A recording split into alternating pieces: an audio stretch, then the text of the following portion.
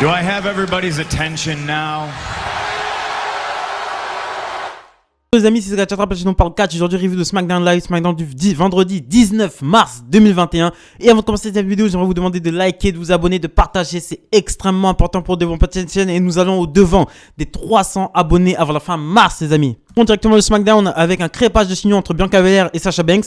En fait, Bianca Belair reproche à Sasha Banks d'avoir accepté un match pour le titre juste avant d'aller affronter Nia Jax contre Nia Jax, juste avant de les affronter à Fastlane. Bianca Belair lui dit qu'elle ne viendra pas l'aider et Sasha Banks lui dit qu'elle n'a pas besoin de son aide. Donc on commence directement avec le premier match qui est un match pour le titre. Sasha Banks défend son titre de championne de SmackDown contre Nia Jax. Donc pendant le match, t'as Bianca Belair qui intervient pour venir finalement soutenir Sasha Banks. Donc Nia Jax pendant le match tombe encore sur le cul, mais elle dit pas My All, elle dit pas le mot tant attendu.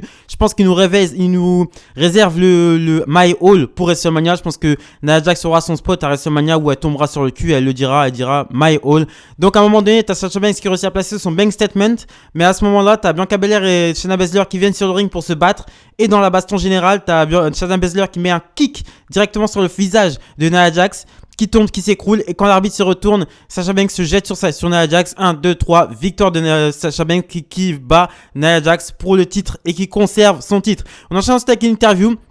Calla Baxton interview Edge et demande comment il va gérer son premier match en 10 ans à SmackDown. Edge lui dit qu'il a vécu des grands moments à SmackDown, donc comme sa victoire contre le Taker, mais aussi il a vécu la pire nuit de sa vie quand il a dû rendre le titre vacant et quand il a dû prendre sa retraite. Et il dit concernant Jey Uso, qui est son anniversaire de ce soir, il dit qu'il a un grand talent, mais qu'il est toujours dans l'ombre de Roman Reigns. On enchaîne ensuite avec une annonce. Il nous a annoncé que Hulk Hogan et Titus O'Neil seront les hosts de WrestleMania. Donc ce seront eux qui présenteront le WrestleMania 37. On enchaîne ensuite avec Seth Rollins qui fait son entrée. Il dit qu'il a fait un retour triomphal, mais que tout le monde était venu l'accueillir autour du ring. Mais quand tout le monde lui a tourné le dos, il a respecté leur décision et il a respecté leur décision parce que c'est des idiots. Mais il dit que Cesaro est parti trop loin en venant le défier, en le regardant dans les yeux. Il dit que Cesaro est jaloux de lui parce qu'il est parce que lui il est un main eventer et lui il est un échec. Et ensuite il montre une vidéo de la semaine dernière où il avait attaqué Cesaro après son match contre Buddy Murphy et il dit que Cesaro est le plus gros gâchis de la WWE. Ce qui n'est pas faux. Ensuite, t'as Shinsuke Nakamura qui fait son entrée. Rollins lui dit de ne pas s'approcher de lui. Shinsuke Nakamura lui dit de se taire. Ensuite, il lui met un kick et enchaîne avec son Kinshasa. Donc, on enchaîne ensuite avec Eric Bischoff qui sera intronisé qui fera partie de la classe Hall of Fame 2021. On enchaîne ensuite avec le deuxième match de la soirée. C'est un match par équipe. Les Street Profits contre Rey Mysterio, Rey et Dominic Mysterio. Dolph Ziggler et Bobby Roode sont commentaires. Ce sont les champions par équipe. Donc, victoire de Rey Mysterio et Dominic. Après, franchement, c'était un bon échange. C'est Dominic qui pine Angelo Dawkins et là le regard là avec un roll-up en fait et là le regard de Montez Ford, le regard de Montez Ford qui balance à Angelo Dawkins, c'est un regard, à mon avis c'est un regard qui voulait tout dire. Ça voulait dire qu'est-ce que je fais avec cette grosse merde quoi. Donc Angelo Dawkins et Montez Ford qui perdent face à Dominic et Rey Mysterio. C'est Angelo Dawkins qui prend le pin. Il serait temps de séparer les Street Profits quoi. Mettez Montez Ford en solo quoi. Montez Ford en solo, ça pourrait donner vraiment quelque chose d'extrêmement intéressant. Montez Ford, il a beaucoup de talent. Des fois, pour moi, il en fait un petit peu trop des fois, mais en fait, c'est dans son caractère. Ça se voit qu'il est comme ça. C'est pas comme Biggie. Biggie, j'en reviendrai après. Mais Montez Ford, il a le truc. Ça se voit que c'est sa personnalité. C'est un mec foufou. Il est comme ça. Même dans la vie, tu vois, il a une chaîne YouTube, je crois. Il a une chaîne YouTube avec sa femme, Bianca Belair. Et il fait des petites vidéos, etc. Tu vois que c'est un fou. Tu vois que dans sa tête, c'est un mongol. Il est comme ça, en fait. C'est dans sa gimmick et c'est dans sa vraie vie. Donc, il ne force pas le caractère. Donc, on enchaîne ensuite avec les Street Profits qui se mettent à la table des commentateurs pour le prochain match. Le prochain match est Otis et Chad Gable qui sont venus défier Rey et Dominic Mysterio. Donc c'est un bon match. J'aime beaucoup la rivalité intro le match entre Otis et Rey Mysterio parce qu'à chaque fois il y a un face à face entre les deux, David et Goliath. J'adore quand Rey Mysterio est confronté à des gens plus gros que lui. J'adore ça. Bon, victoire de Otis qui fait un gros splash sur Dominic Mysterio de la seconde corde. Mais en tout cas, ces 4 équipes, j'aime beaucoup. Bon, les Street Profits, bon, pour moi, il faut qu'ils laissent 3 équipes. Otis, Chad Gable, j'aime bien. Rey Mysterio, Dominic, j'aime beaucoup aussi. Et Ziggler et Bobby Roode, j'adore aussi ce qu'ils arrivent à produire sur le ring. On enchaîne ensuite avec un segment backstage. Sami Zayn dit qu'il va conclure son documentaire avec son match contre Corbin et il demande à Kevin Owens d'y participer. Owens lui répond qu'il sait que Sami Zayn déforme l'histoire à son avantage et Zayn lui demande d'être aux abords du ring pour son match de ce soir. On enchaîne ensuite avec Daniel Bryan qui fait son entrée sur le ring. Il dit qu'il sera au maximum, il fera le maximum pour que Jey Uso ne remporte pas la victoire face à Edge ce soir. Il dit que Roman Reigns aussi, si Roman Reigns est le champion qu'il prétend être, il n'aura pas besoin de Jey Uso. Et il dit que Edge pense pouvoir battre Roman Reigns. Lui, il sait qui peut battre Roman Reigns. Justement, t'as Roman Reigns qui arrive, il dit à Daniel Bryan qu'il n'a aucune chance face à lui. Il dit qu'il préférait plutôt mourir que de frapper quelqu'un comme Daniel Bryan. Daniel Bryan lui répond que tout ce que dit Roman Reigns n'est que mensonge et que tout le monde pense qu'il est imbattable, mais il ne l'est pas. Donc il nous annonce qu'il battra Roman Reigns à Fastlane. On enchaîne avec Kevin Owens qui arrive aux commentaires pour le match. Donc Baron Corbin contre Sami Zayn. Donc pendant le match, t'as Sami Zayn qui essaie de tricher à plusieurs reprises. Il essaie de faire un tombé avec l'aide des cordes, mais il se fait griller par l'arbitre. Et à un moment donné aussi, il essaie de retirer les protections de coin de ring. L'arbitre vient d'en empêcher et Corbin en profite pour lui placer le End of Days pour la victoire du Baron. Et ensuite, elle a du King Corbin qui est roi depuis à peu près 2 ans. Donc ensuite, s'ensuit une embrouille entre Kevin Owens. Sami Zayn vient embrouiller Kevin Owens à la table des commentateurs et il lui met un Alléluia kick. Donc Kevin Owens et Sami Zayn qui vont partir sans doute en rivalité pour WrestleMania. Donc le match de Kevin Owens pour WrestleMania sera contre Sami Zayn. Ça pourrait nous donner du très très bon parce que bon, ces deux-là sont je vais pas vous l'apprendre, hein, c'est des meilleurs amis. Ça fait plus de 20 ans qu'ils bossent, ça fait plus de 15 ans qu'ils bossent ensemble.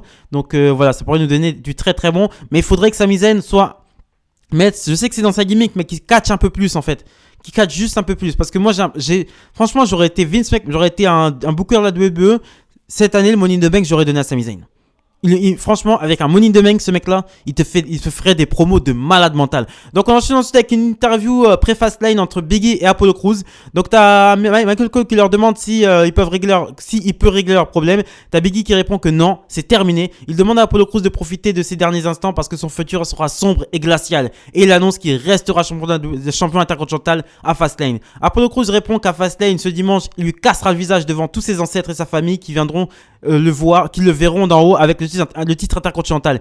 Biggie dit qu'il ne va pas attendre Fastlane et il prend un caddie de golf et il commence à chercher Apollo Crews dans l'arena. Il le trouve et ensuite il commence à vraiment lui sauter dessus, l'agresser, lui donner des coups de poubelle, etc. Mais les officiels viennent séparer et Apollo Crews réussit à fuir avec le caddie de golf. Donc j'aime beaucoup leur rivalité, mais comme je l'ai dit précédemment en fait Biggie essaye de jouer le mec vénère. C'est ça, mais il est pas. Ça se voit que c'est pas un mec vénère. Ça se voit que il a pas l'intensité. Il y a pas l'intensité. Biggie est un mauvais promo guy. Je suis désolé de vous le dire, hein, mais pour moi c'est un mauvais promo guy. Il faut qu'il retourne dans le New Day, quoi. Parce que en solo Biggie c'est pas possible. Apollo Crews, il y a quelque chose à travailler. Ils lui ont donné une nouvelle gimmick. Il a vraiment l'air d'avoir du spotlight du côté de SmackDown. Ils ont vraiment l'air de lui faire confiance maintenant avec cette nouvelle gimmick.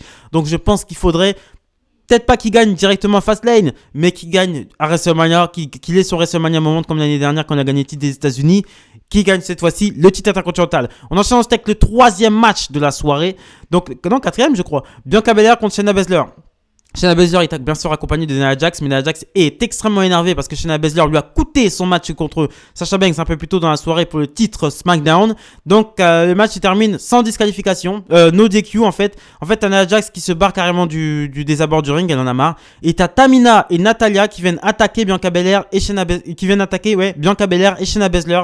Ben, à un moment donné, t'as Bianca Belair Shayna Baszler passe par-dessus la table de commentateurs. Et t'as à un moment donné Bianca Belair qui essaie de résister, mais elle se fait ramener au sol par un Cyber Slam par Tamina. Et ensuite, les deux. Donc, ça fait que, en fait, Nia Jax et Shayna Baszler sont en embrouille parce que Shayna Baszler a coûté le match à Nia Jax. Et Bianca Belair et Sasha Banks sont en embrouille parce que tout simplement, elles vont avoir un match à WrestleMania et elles veulent jauger qui est la meilleure. Donc, ça laisse un point d'interrogation avant Fastlane, mais un point d'interrogation, bon, ça, c'est bien écrit. C'est bien écrit. C'est pas mal écrit, c'est bien écrit. Voilà. Sauf que Bianca Belair et Sasha Banks, je sens pas encore l'animosité. On verra. Là, je juge pas. On verra après Fastlane. Mais là, je veux qu'à Fastlane, il se passe un truc. Soit un heel turn, un truc comme ça, mais une sorte de truc qui ramènerait un peu plus d'intensité pour ce match, pour le titre avant WrestleMania. On enchaîne ensuite avec le main event of the evening. Match pour que celui qui sera le spécial Enforcer, donc l'arbitre spécial entre Roman Reigns et Daniel Bryan du côté de Fastlane. Donc Edge faisait son retour après 10 ans d'absence du côté de SmackDown contre Jey Uso. Donc la tenue de Edge est magnifique. Sa tenue, elle est magnifique.